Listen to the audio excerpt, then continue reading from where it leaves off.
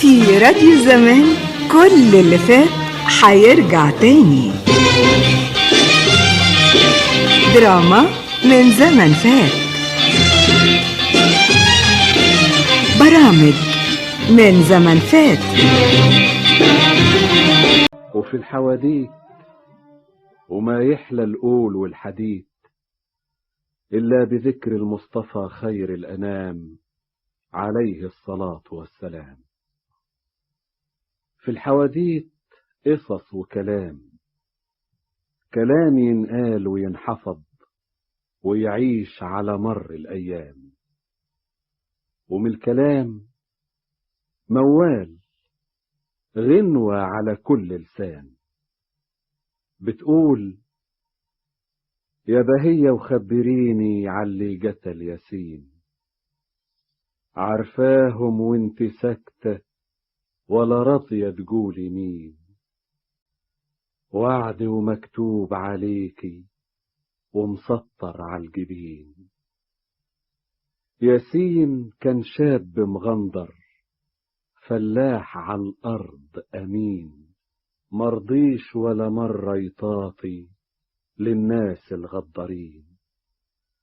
ده ياسين يا بهية حبيبك، قولي يا بهية مين، يا بهية وخبرينا عاللي قتل ياسين. هاتي يا عين وانزلي يا دي الدموع أنهار، على غياب الجدع أبو قلب نور وعمار. ياسين يا ناس انخطف من غير ما يعرف ليه، ولأجل بختي أنا ضربوه عداه بالنار. مين يا بهية مين، يا بهية خبرينا عاللي قتل ياسين. ما أعرفش مين، وأنا لو أعرفه هسكت عليه إزاي، هسكت عليه إزاي. عارفاهم يا بهية، عارفاهم وانت ساكتة ولا راضية تقولي مين. وعده مكتوب عليا ومسطر على الجبين. قتلوه عيونك السودة، قتلوه عيونك السودة. قتلوه الملاعين. مين؟ احكي يا بهية وقولي عاللي قتل ياسين.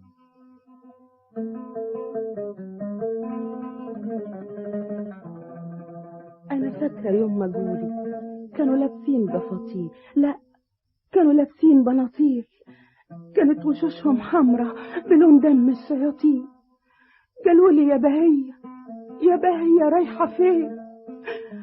قولي لنا فين يا بهية سكة جوزك ياسين. وقلت لهم يا بهية، قلت لهم على السكة فين؟ مش فاكرة حاجة خالص، مش فاكرة أنا قلت إيه. قلت لهم عند السجن بيسقيها بدمع العين، قلت لهم يم التوتة بيناجي العصفورين، قلت لهم من غير ما أخون على سكة ياسين، قلت حبيبي ياسين سمعوه الغدارين. قتلوه غدر وخيانة، يا حزن قلبي على اللي انقتل بإيدين الغدارين. قلت لهم على حبيبك عشان ما يقتلوه. أبوس إيدك اعتقني، اتركني لوجه الله. احكي وقولي يا بهية. هقول إيه تاني وأعيد السيرة لمين؟ يا بهية خبرينا عاللي قتل ياسين.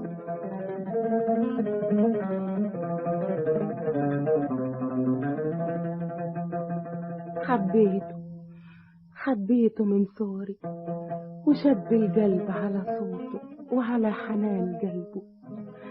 ولما كبرنا وشاء المولى يجمعنا، جمعتنا عشة صغيرة محندقة، لكنها في عرفنا كانت ولا قصر الملك. على ظلها لفت الأيام ورا الأيام، وكأنها مرت دقايق مش ساعات. أيام جميل على جناح الهوى بتطير، ومولها أحلى كلام يتغنى للعصافير، ينجال على لسان اليمامة اللي كانت شاهدة على العشة وعلى اللي ساكنين العشة. وفي يوم نزلت السوق عشان اشتري، ويا ريتني ما رحت ده السوق ولا خطيت.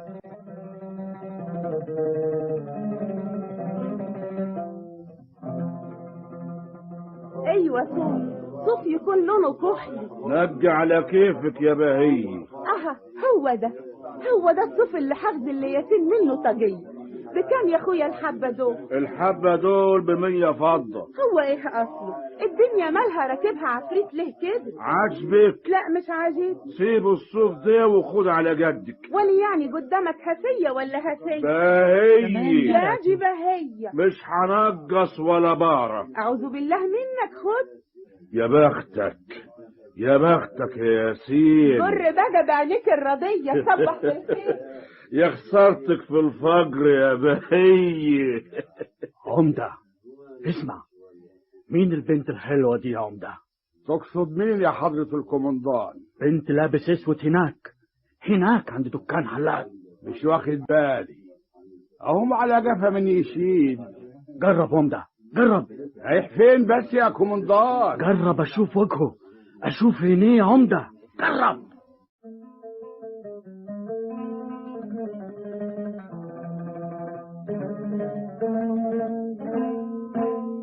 شافها الكومندان الانجليزي انهز من حيله. بات الليلادي على نار الجوى سهران.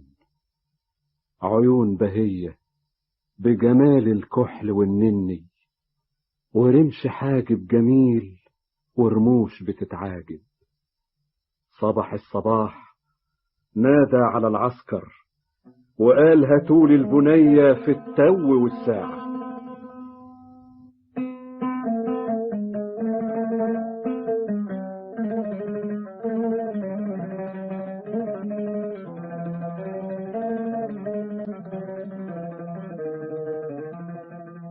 وليه كده بس يا بهية؟ يا اخويا اسكت بقى. اسكت يا ناس ازاي؟ من ساعة ما جبت الصوف وانت بتتكلم. مش كنت جبت لنفسك شال ولا حتى جلابية؟ ان شاء الله المرة الجاية بعد ما بيع البيض والجبني هشتري لنفسي اللي انا عاوزاه. والنبي على قلبك دي طاجية هدية هغزلها لك يا ياسين بالليالي الحلوة اللي عايشينها سوا. واشغلها لك بالسنين اللي بتعدي كأنها ايام. اللي تشوفيه يا بهية. يا اختي مالك؟ سامعة زي ما يكون خيل بتجرب. خيل؟ اي والله، ده حصان العمدة. العمدة؟ وهي اللي جابوا النخيات. الخير يا اولاد. مرحب حضرة العمدة. ازيك يا ياسين؟ الله يسلمك يا حضرة العمدة، اتفضل. عاوزك في كلمتين يا ياسين. تحت امرك يا ابا العمدة. الشاي يا بهية.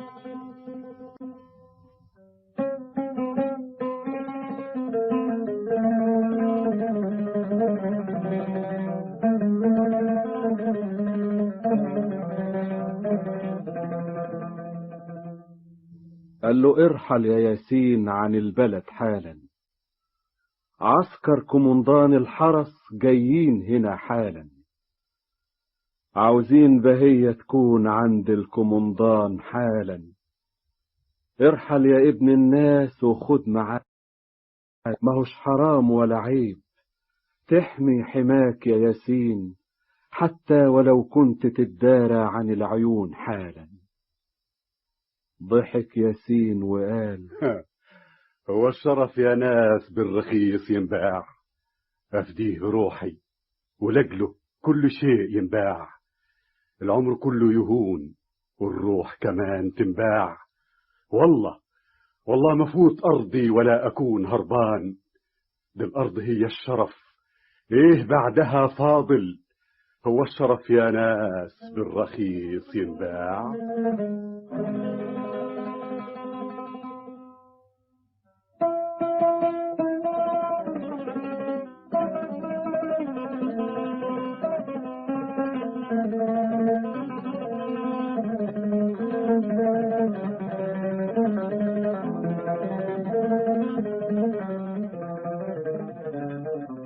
اهجم عليها وامسكها. وياسين؟ ياسين مش في العشة، كتفوها. مين؟ العسكر الانجليزي. ياسين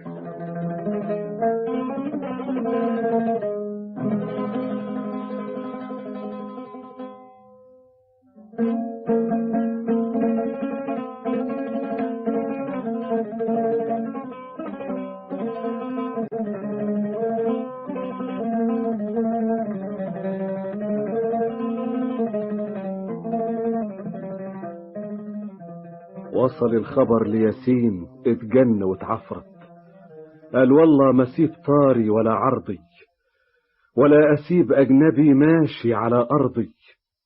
حمل السلاح من بدري وتوكل، راح المعسكر عشان يدخل، لقى الحراس وقف بعيد يقول الفرصة هتجيني.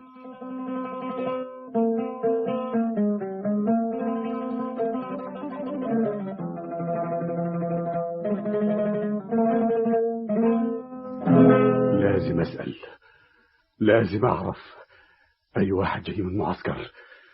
لابد أعرف منه فين بهية، فين في أنه حتة عشان أدخل وأقتله، أقتلهم كلهم. عسكري طالع من المعسكر ماشي ناحية الميدان، وراه يا ياسين ما تسيبوش.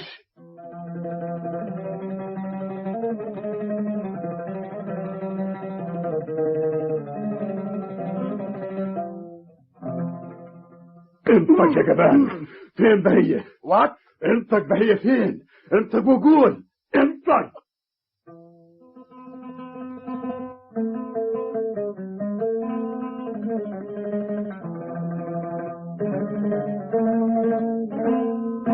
حرام عليك، اسكتي. حرام عليك يا جبان. انت هنا عندي، لو ترفضي امري اقطعك بالسن كده. حرام عليك يا مفتري. اسكتي. بتضربني يا جبان.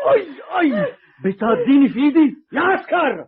كتفوها، هاتوها هنا تركع وتطلب ضبط مني والا هقتلها.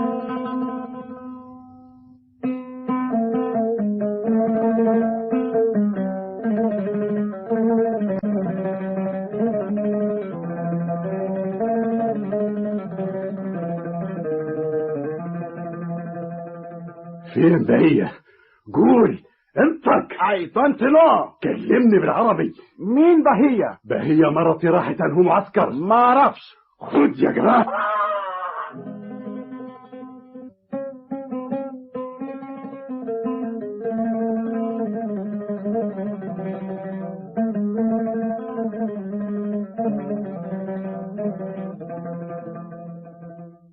حرام عليكم يا مفترين، حرام عليكم، ده الشرف في أرضنا غالي.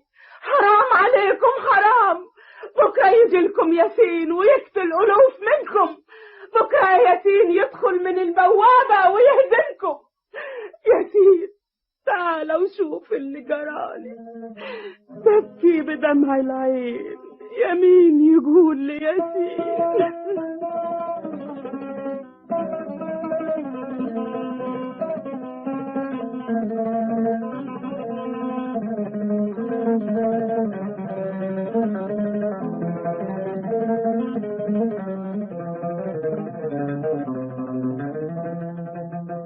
عمدة، مين اللي بيقتل عسكر؟ ما اعرفش يا كومندان. لا انت يعرف. سمعت كلام كتير والله اعلم. مين بيقتل عسكر انجليز؟ مش عارف. ياسين جوز بهية بيقتلهم. سيبها الحال سبيلها عشان الامور تهدى. لا مش سيبها ابدا، حتى لو يحصل حرب وقتلنا فيها كل المصريين كلهم.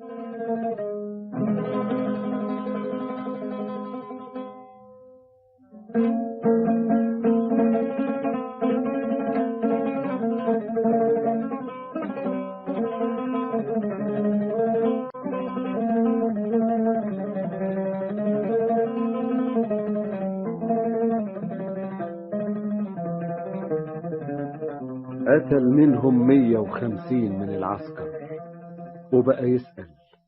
ولما عرف سكة بهية وتنكر، دخل في جنح الظلام من سور المعسكر وتصنط. سمع بكاها وهي قاعدة في الخيمة، سمع نحيب المسكينة. قرب، نادت عليه، رفع سلاحه ودخل كما عنتر، دخل كما وحش كاسر مجروح ومتنمر. أسد جريح صرخ، وكانت الصرخة صرخت حبيبي ياسين. سمعوها الغدارين، طلقة عيار صابت. مسكين والله ياسين.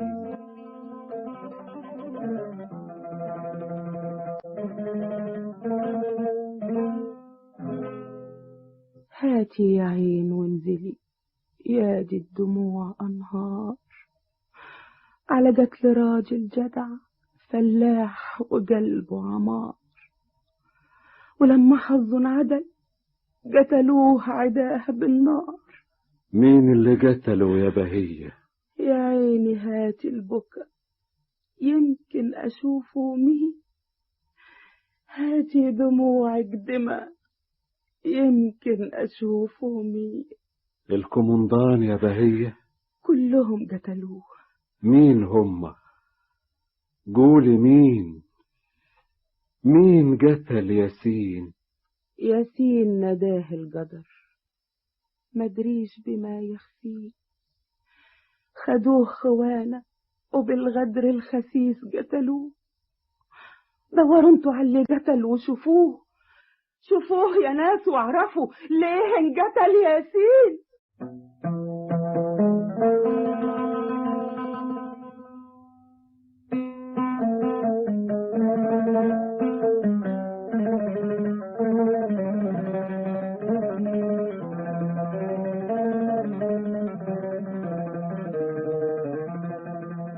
احرقوا المعسكر باللي فيه، احرقوه باللي فيه يا ناس.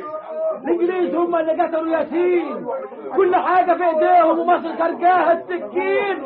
احرقوه باللي فيه، احرقوه.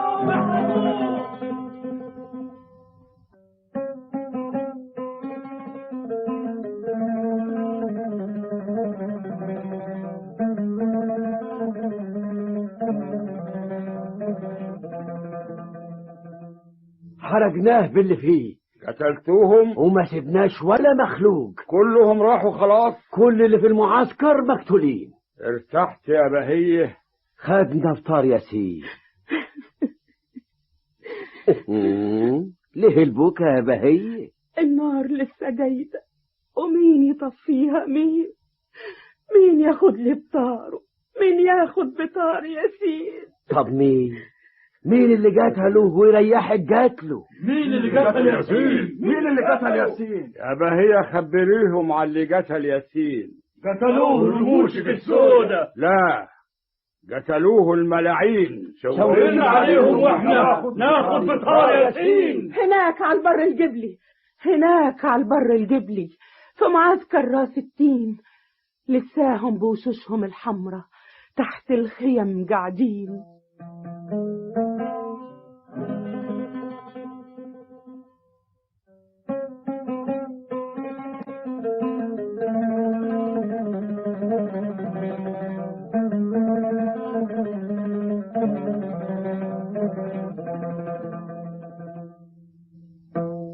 حرقوهم الناس يا بهية، قتلوا منهم ميات، لكن محدش قال مين اللي قتل ياسين. اللي قتل ياسين هناك في 40. متأكدة يا بهية؟ لا، قاعدين في الأرض الحمراء، حتى الجيزة والبدرشين. اقتلوهم في كل حتة، اقتلوهم في كل حتة وخدوا بطار ياسين.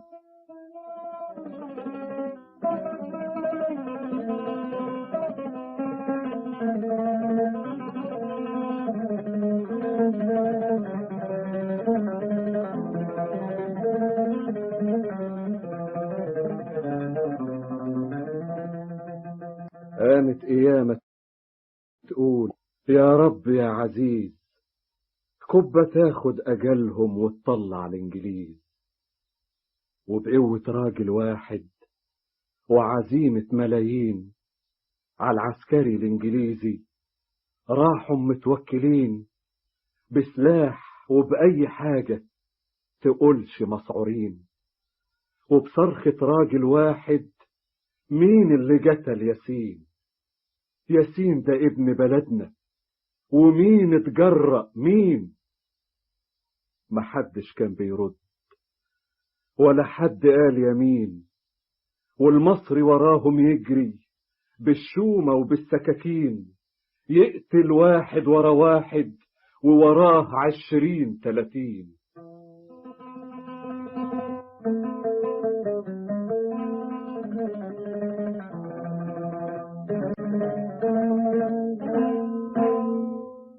وطلعوا من الإنجليز ورحلوا الإنجليز، والناس لساها بتقول موال ومعاه أرغول، يبكي بدمع العين يسأل يا بهية مين اللي قتل ياسين؟ عارفاهم وانت ساكتة ولا راضية تقولي مين؟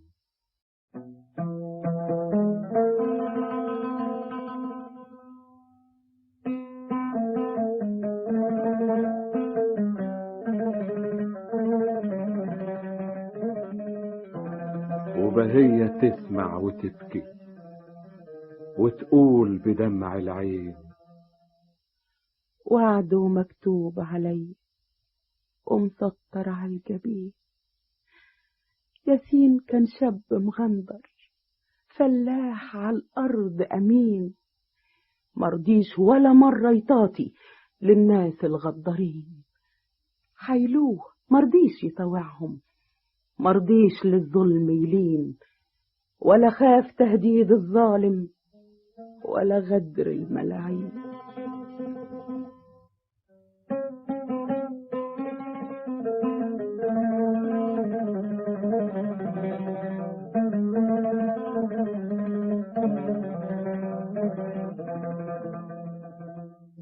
ده ياسين يا بهية حبيبك وحبيب الفلاحين، عايش في قلوبنا وغالي ونفات على البعد سنين. حنغني الغنوة الحلوة وقلوبنا مليها حنين، يا بهية وخبرينا علي قتل ياسين.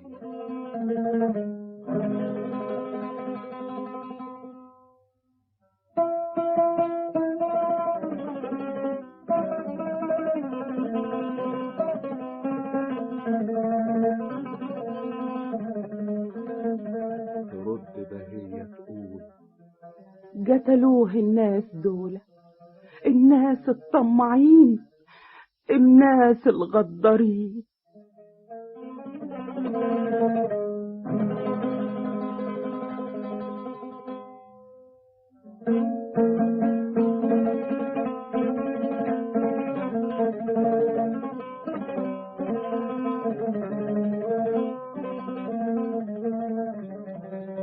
ونعاود نسأل تاني مين هم؟ قوليلنا مين؟ تقول بهية اسمع وافهم معنى كلامي، القاتل لسه بينا عايش يا ناس قدامي. ولو عاوز تعرفوا مين، اي غريب ما بينا بياكل خير بلدنا، اسأل هيقول لك اني اللي قتلت ياسين.